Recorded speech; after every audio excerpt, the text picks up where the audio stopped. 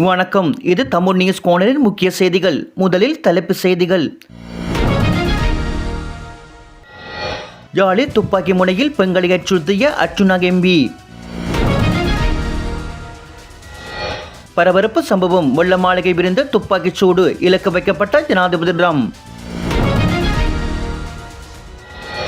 யாழில் நீண்ட காலமாக இளைஞன் செய்து வந்த தகாத செயல். நள்ளிரவில் போலீசாரின் அதிரடி. 2 பேருந்துகள் நேருக்கு நேர் மோதி கோர விபத்து. 11 பேர் காயம். இலங்கையில் 22 புத்தப்பிகளிடமிருந்து 100 கோடி மதிப்புள்ள போதைப்பொருள் பறிமுதல்.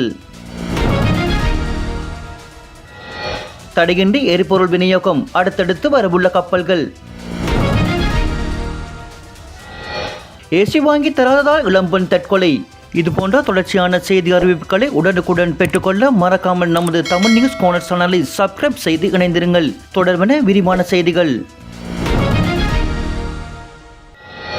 நாடாளுமன்ற உறுப்பினர் ராமநாதன் அர்ச்சுனா துப்பாக்கி முனையில் பெண்களை அச்சுறுத்திய சம்பவம் பல்வேறு அதிர்வுகளை ஏற்படுத்தியுள்ளது. குறித்த சம்பவமானது நேற்றைய தினம் 25/4/2026 யாழ்ப்பாணம் பெரியபுலான் பகுதியில் இடம்பெற்றுள்ளது. இது குறித்து மேலும் தெரிய வருகையில், சம்பவம் இடம்பெற்ற காணியின் உரிமை தொடர்பாக மல்லாக்கன் நீதிமன்றத்தில் வழக்கு நடைபெற்று வருகின்றது.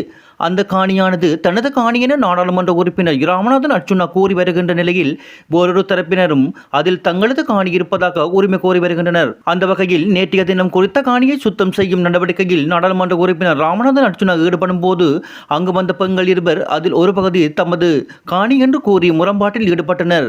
எதிரே நின்ற பெண்கள் கையில் எந்தவிதமான ஆயுதங்களோ பொருட்களோ இல்லாமல் நின்ற நிலையில் நாடாளுமன்ற உறுப்பினர் ராமநாதன் அர்ச்சுனா திடீரென தனது கைத்துப்பாக்கியை எடுத்து அந்த பெண்களை மிரட்டியுள்ளார். பெண்கள் மீதான இந்த சம்பவமானது மிகுந்த அதிர்ச்சியை ஏற்படுத்தியுள்ளது. அனுர அரசானது நாடாளுமன்ற உறுப்பினர் ராமநாதன் அர்ச்சுனாவுக்கு துப்பாக்கி கொடுத்துள்ளமை மக்களுக்கு ஆபத்து என ஏற்கனவே பல தடவைகள் பல்வேறு தரப்பினரும் சுட்டிக்காட்டிய நிலையில் இதுவரை அந்த துப்பாக்கியானது மீளப்பெறப்படவில்லை. இது எவ்வாறு தொடருமானால் அசம்பாவிதங்கள் ஏற்படும் என மக்கள் அச்சம் வெளியிட்டிருந்தனர். வாஷிங்டனில் நடைபெற்ற வெள்ள மாளிகை செய்தியாளர் சங்கத்தின் வருடாந்த இரவு விருந்தை குறிவைத்து தாக்குதல் நடத்த முயன்ற சந்தேக நபர் குறித்த விவரங்களை அமெரிக்க ஜனாதிபதி டொனால்ட் ட்ரம்ப் வெளியிட்டுள்ளார். விசேட செய்தியாளர் சந்திப்பில் வைத்து அவர் இந்த விடயங்களை வெளியிட்டுள்ளார். இதன்போது அவர் மேலும் தெரிவிக்கையில், தாக்குதலுக்காக வந்த சந்தேக நபர் பல ஆயுதங்களை கொண்டிருந்ததாகவும் அந்த நிகழ்வில் இருந்த பாதுகாப்பு சோதனை சாவடிக்குள் நுழைய முயன்றதாகவும் கூறினார். அப்போது பாதுகாப்பு படையினர் துப்பாக்கிச்சூடு நடத்தி சந்தேக நபரை கட்டுப்படுத்தினர். கைது செய்யப்பட்ட நபர் கலிபோர்னியாவை சேர்ந்த 31 வயது நபர் என்றும் அவரிடம் பல ஆயுதங்கள் இருந்ததாகவும் ட்ரம்ப் கூறினார். அத்துடன் இரகசிய சேவை பிரிவினர் மிகவும் துணிச்சலான பல உறுப்பினர்களால் அந்த நபர் வீழ்த்தப்பட்டார் என்று ட்ரம்ப் சுட்டிக்காட்டியுள்ளார். இதேவேளை சற்று முன் அவர் சிசிடிவி காணொலி ஒன்றையும் பதிவிட்டுள்ளார். துப்பாக்கிச்சூடு சம்பவத்துடன் தொடர்புடைய சந்தேக நபர் கைது செய்யப்பட்டுள்ளதாக அவர் அறிவித்துள்ள நிலையை கைவிலங்குடன் நபரொருவர் கீழே விழுந்து கிடக்கும் வகையிலான புகைப்படம் ஒன்றை பகிர்ந்துள்ளார்.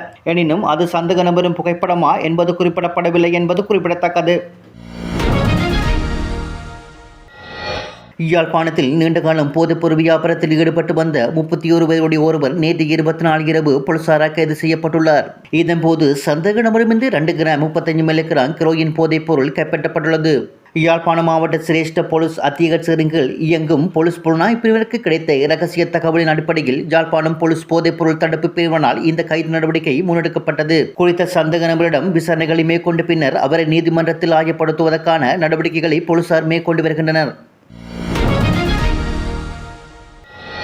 தம்புள்ளை மாத்தளை பிரதான வீதியில் நாவல நாளந்த பகுதியில் 2 பேருந்துகள் ஒன்றொன்று மோதி பாரிய விபத்துக்குள்ளாயுள்ளன. இன்று 26 காலை 9:20 மணியளவில் தனியார் பேருந்து ஒன்றும் இலங்கை போக்குவரத்து சபைக்கு சொந்தமான பேருந்து ஒன்றும் மோதியதில் இந்த விபத்து சம்பவித்துள்ளது. விபத்தில் காயமடைந்த 11 பேர் நாளந்தை பிரதேச வைத்தியசாலை மற்றும் மாத்தளை வைத்தியசாலைகள் அனுமதிக்கப்பட்டுள்ளனர். இவைகளில் ஒருவரது நிலைமை கவலைக்கிடமாக உள்ளதாக தெரிவிக்கப்படுகிறது. விபத்து இடம்பெற்ற சந்தர்ப்பத்தில் சபாநாயகர் கண்டி வீதி வழியாக கொழும்பு நோக்கி பயணித்துக் கொண்டிருந்தார். இதன்போது விபத்தை கண்ட சபாநாயகர் உடனடியாக செய்யப்பட்டு காயமடைந்தவைகளை பேருந்துகளிலிருந்து வெளியேற்றவும் அவைகளை சிகிச்சைக்காக அனுப்பி வைக்கவும் நேரில் நின்று உதவி வழங்கியுள்ளார். சம்பவம் தொடர்பாக தனியார் பேருந்தின் சாரதி போலீசாரால் கைது செய்யப்பட்டுள்ள நிலையில் இலங்கை போக்குவரத்து சபை பேருந்தின் சாரதி தப்பி ஓடியுள்ளார். விபத்து குறித்து மேலதிக விசாரணைகளை நாவல போலீசார் மேற்கொண்டு வருகின்றனர்.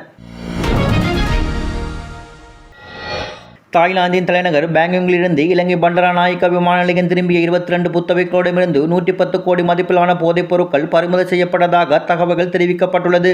அவர்கள் கொண்டு வந்த சூட்கேஸின் அடிப்பகுதியில் மறைத்து ஒவ்வொரு புத்தகமும் 5 கிலோகிராமுக்கும் அதிகமான அளவு போதைப் பொருட்கள் வைத்திருந்ததாக கூறப்படுகின்றது. உளவு தகவலின் அடிப்படையில் போதைப் பொருள் தடுப்பு பிரிவைச் சேர்ந்த அதிகாரிகள் நேற்று இரவு நடத்திய சோதனையின் போது இது கண்டுபிடிக்கப்பட்டது. பண்டரநாயக்க சர்வதேச விமான நிலையத்தின் வரலாற்றில் இதுவே மிகப்பெரிய போதைப் பொருள் பறிமுதல் சம்பவம் என்று அங்கு துறவிகள் பெருமளவு போதைப் பொருட்களுடன் கைது செய்யப்பட்டதாக பதிவு செய்யப்பட்ட முதல் வழக்கு இது என்றும் தகவல்கள் தெரிவிக்கின்றன. நாட்டின் பல்வேறு பகுதிகளைச் சேர்ந்த பல்வேறு கல்வி நிறுவனங்களில் உயர்கல்வி பயிலும் இளம் புத்த துறவிகள் என கூறப்படும் சந்தேக நபர்கள் மேலதிக நடவடிக்கைகளுக்காக கோர்ட்டில் ஆயப்படுத்தப்பட உள்ளனர்.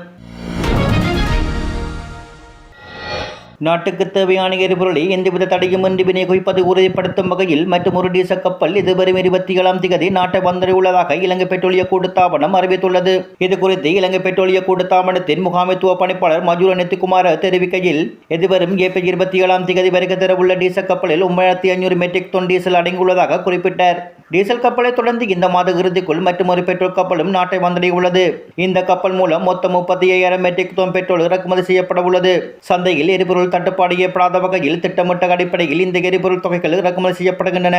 இதன் மூலம் போக்குவரத்து மற்றும் அத்தியாவசிய தேவைகளுக்கான எரிபொருள் விநியோகம் வழமை போன்று தடையின்றி முன்னெடுக்கப்படும் என பெட்ரோலிய கூட்டுத்தாபனம் உறுதியளித்துள்ளது.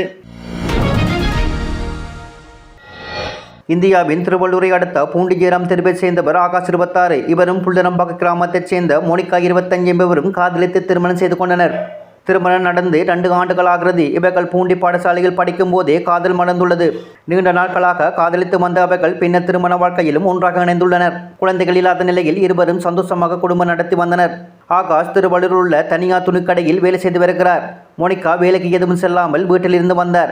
இந்நிலையில் தற்போது வெயில் காரணமாக இரவு நேரத்தில் புழுக்கம் அதிகமாக இருப்பதால் வீட்டிற்கு ஏசி வாங்கி தருமாறு மோனிகா கேட்டுள்ளார். இது தொடர்பாக கணவன் மனைவிக்கு இடையே பிரச்சனை இருந்து வந்துள்ளது. இந்நிலையில் நேற்று 24 இரவு ஆகாஷ் மற்றும் அவரது தம்பி அவினாஷ், அப்பா மற்றும் அம்மா ஆகிய 4 பேரும் வீட்டின் மொட்டை மாடியில் தூங்கினார்கள். மனைவி மோனிகா மட்டும் வீட்டில் தனியாக தூங்கினார். காலையில் ஆகாஷ் எழுந்து வந்து பார்த்தபோது படுக்கை அறையில் மனைவி மோனிகா புடவையால் தூக்கு போட்டு தற்கொலை செய்து கொண்டிருந்தார். இதை பார்த்து கணவர் ஆகாஷ் அதிர்ச்சி அடைந்தார்.